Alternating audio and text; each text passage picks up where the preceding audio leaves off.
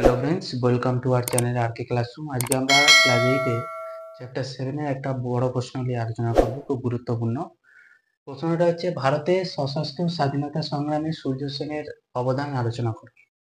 এটা সাধারণত 3 নাম্বারে দেয়, আবার কখনো কখনো 5 নাম্বারেরও দিয়ে দেয়। 5 নাম্বারে যদি দেয় তখন এর সাথে আরেকটা প্রশ্ন যোগ করে দেয়। হুম ভারতের সশস্ত্র স্বাধীনতা সংগ্রামে সূর্য সেন এবং বিনয় বাদল দীনেশের ভূমিকা বা অবদান আলোচনা করো, এরকম ভাবে 5-এর একটা দিয়ে দেয়। তো আমি প্রথমে এই সূর্য সেনের অবদানটা নিয়ে আলোচনা করবো। আমার পরবর্তী ভিডিওতে আমি বিনয় বাদল দীনেশের যে ভূমিকা ভারতের সশস্ত্র আন্দোলনে সেটা নিয়ে আলোচনা করবো। ফলে যদি 3 নম্বরের দেয় তোমরা এটার আমি যেরকম ভাবে বলবো সেরকম ভাবে লিখতে পারো। 5 নম্বরে হলে ওইটার সাথে এটা যোগ করে দিলেই হয়ে যাবে। তো ঠিক আছে, আমরা শুরু করি। প্রথমেই এই প্রশ্নটা যদি আমাদেরকে সাজাতে হয়, প্রথমেই আমাদেরকে একটা ভূমিকা দিতে হয়। ভূমিকায় কী দেব না, ভারতের ছাত্র আন্দোলনকে উচ্চ পর্যায়ে নিয়ে যেতে যার ভূমিকা অনস্বীকার্য ছিল তিনি হচ্ছেন সূর্য সেন। যার নাম ভারতের ইতিহাসে স্বর্ণাক্ষরে লেখা আছে। এটা একটা ভূমিকা আমরা দিয়ে দেব। তারপরেই আমরা দেবো যে সূর্য সেনের প্রাথমিক পরিচয়। এটা একটু দিলে ভালো হয় আর কি, তাহলে এই যে লেখার যে স্ট্রাকচার, সেই স্ট্রাকচারটা খুব সুন্দর। তো আমরা যদি প্রাথমিক পরিচয় দিই, তাহলে প্রথমে আমাদেরকে দিতে হবে সেটা হচ্ছে সূর্য সেনের জন্ম কোথায়। সাধারণত সূর্য সেন বর্তমান বাংলাদেশের চট্টগ্রাম জেলায় জন্মগ্রহণ করেছিলেন। কত সালে না 1894 খ্রিস্টাব্দে। এবং তিনি ছোটবেলা থেকেই খুবই মেধাবী ছিলেন। পড়াশোনায় খুব মনোযোগী ছিল। এমনকি আমরা যদি দেখি তিনি স্বামীজির আদর্শে উদ্বুদ্ধ হয়েছিলেন। তারপর তিনি বড় হয়ে কি করলেন না, একটা উচ্চ বিদ্যালয়ে গণিতের শিক্ষক হিসেবে নিযুক্ত হলেন। তাই এই সূর্য সেনকে মাস্টারদা সূর্য সেন বলা হয়। তিনি সূর্য সেন সাধারণত গণিতের শিক্ষক ছিলেন, তাই তাকে মাস্টারদা সূর্য সেন বলা হয়। এবং এই সূর্য সেন এই যে গণিতের শিক্ষক ছিলেন একটা উচ্চ বিদ্যালয়, সেখান থেকেই তার বৈপ্লবিক কার্যকলাপ চলতে থাকে। 3বার অ্যারেস্ট হয়েছে। জীবনের সবথেকে বেশি সময় জেলে কাটিয়েছেন। এমনকি সন্ন্যাসীদের মতো, সন্ন্যাসীরা যেমন সংসার ত্যাগী হয়ে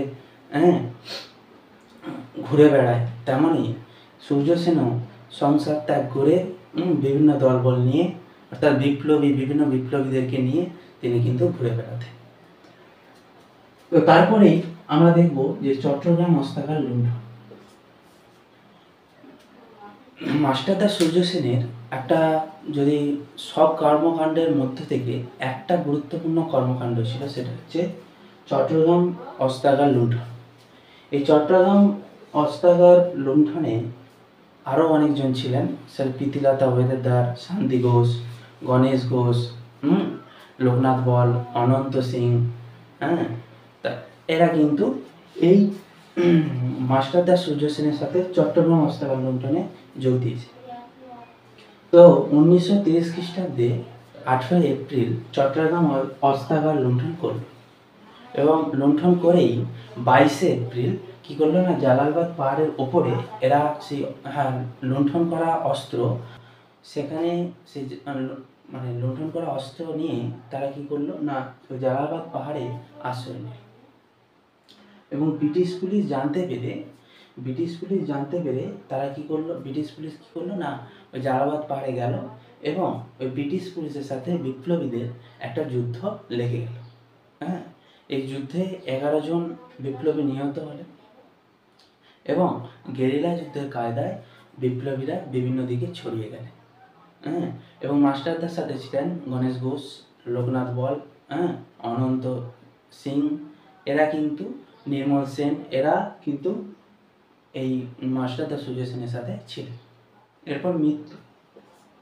ওখান থেকে মাস্টারদা সূর্য সেন পালিয়ে আসতে সচেষ্ট হয় জালালাবাদ পাহাড় থেকে, এবং তিনি বেশি দিন আর পুলিশের হাত থেকে নিজেকে রক্ষা করতে পারেনি। শেষ অবধি 1933 খ্রিস্টাব্দে তিনি ধরা পড়েন। 1933 খ্রিস্টাব্দে তিনি ধরা পড়েন এবং এই কেসটা অনেকদিন চলার পরে 1934 খ্রিস্টাব্দে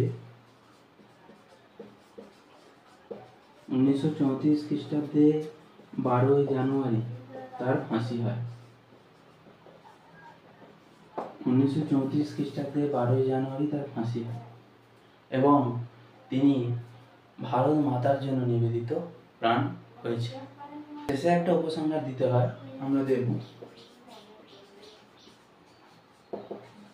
উপসংহারটা দেব যে বিপ্লবী মাস্টারদা সূর্য সেনের কর্মকাণ্ড পরবর্তী প্রজন্মকে অনুপ্রেরণা জুগিয়েছিল, যা ভারতের স্বাধীনতা আন্দোলনকে ত্বরান্বিত করেছে।